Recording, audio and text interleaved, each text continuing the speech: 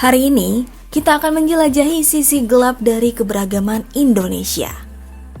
Sebagai negara dengan segudang perbedaan, kita tidak bisa mengabaikan fakta bahwa konflik SARA seringkali mengancam keutuhan kita.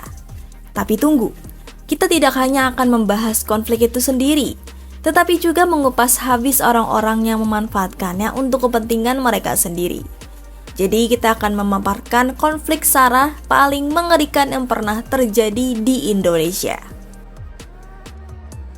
Sebelum kita mulai ke pembahasannya, jika kamu tertarik seputar fakta, misteri, dan konspirasi, yuk subscribe ke Coretan Misterius.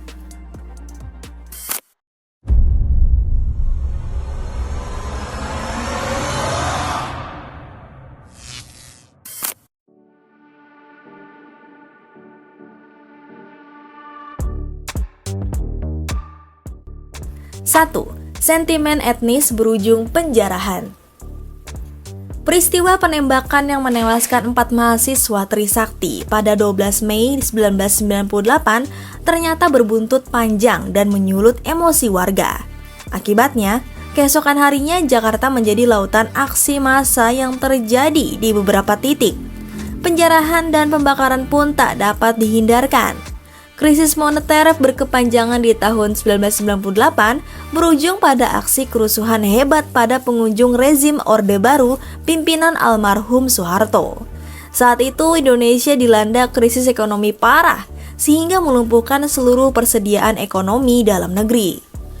Kerusuhan yang terjadi malah menular pada konflik antar etnis pribumi dan etnis Tionghoa. Saat itu banyak aset milik etnis Tionghoa dijarah dan juga dibakar oleh massa yang kalap. Massa pribumi juga melakukan tindak kekerasan dan pelecehan seksual terhadap para wanita dari etnis Tionghoa kala itu. Konflik antar etnis itu menjadi catatan kelam di penghujung pemerintahan rezim Soeharto. Nomor 2. Konflik agama di Ambon. Konflik berbau agama paling tragis meletup pada tahun 1999 silam.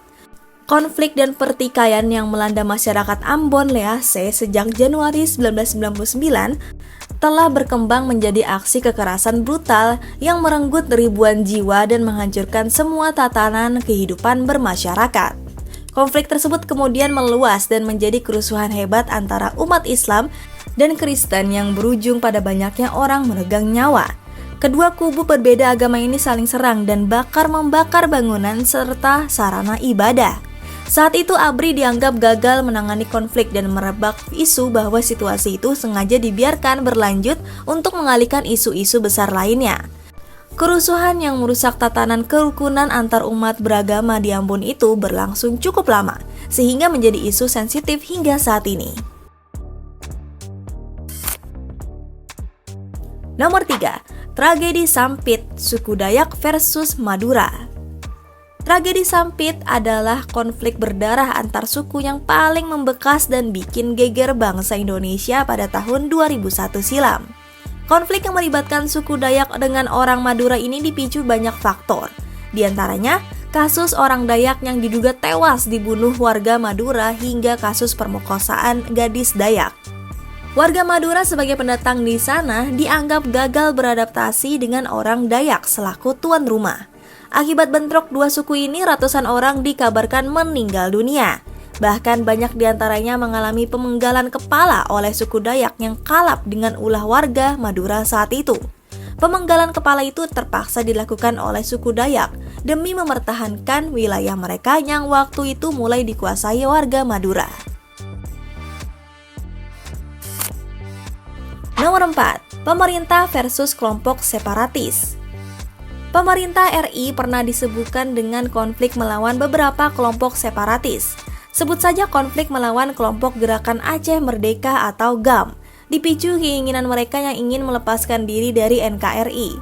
Pemerintah yang enggan melepas Aceh, mau tidak mau mempertahankannya mati-matian hingga pecahlah peperangan di Tanah Rencong. Konflik dengan GAM berakhir menyusul kesepakatan yang ditekan kedua belah pihak, di mana salah satunya menyepakati agar Aceh menjadi daerah otonomi khusus dengan penegakan hukum syariah. Di bumi Indonesia bagian timur juga terjadi konflik separatis yang tak kalah sengit, adalah kelompok Republik Maluku Selatan dan Operasi Papua Merdeka, yang berjibaku melawan pemerintah demi lepas dari wilayah Indonesia. Aksi pemberontakan pun terjadi, namun berhasil dipadamkan oleh aparat TNI Polri. Sebagai garda terdepan pemerintah Indonesia mempertahankan keutuhan wilayahnya.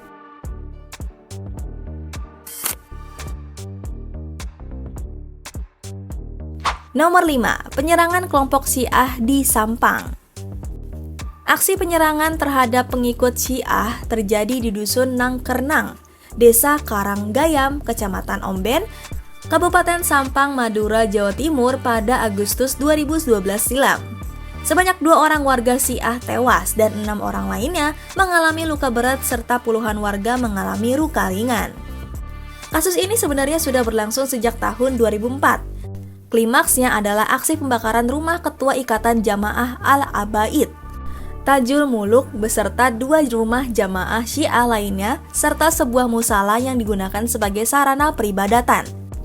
Aksi tersebut dilakukan oleh sekira 500 orang yang mengklaim diri sebagai pengikut Ahlus Sunnah wal Jamaah.